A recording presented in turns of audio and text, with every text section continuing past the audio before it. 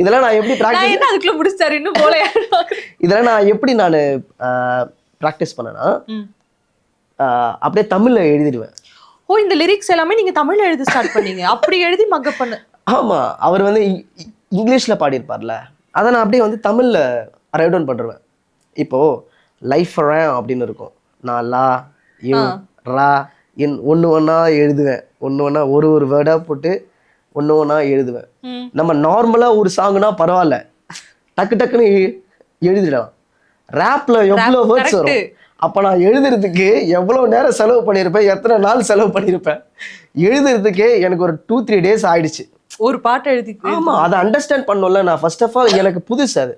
நம்ம வந்து இப்போ வந்து எக்ஸாம்பிள் வந்து நம்ம சொல்லும் போது லைஃப் அரவுண்டா அப்படின்னுவோம். ஆனால் அவங்க உச்சரிக்கும் போது லைஃப் ரேன் அப்படின்னுவோம்.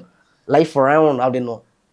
அவங்களோட அந்த ஸ்டைலு அதை நான் அண்டர்ஸ்டாண்ட் பண்ணி நான் இது பண்ணுறதுக்கே கொஞ்சம் டேஸ் ஆயிடுச்சு. ஸோ இப்படி தான்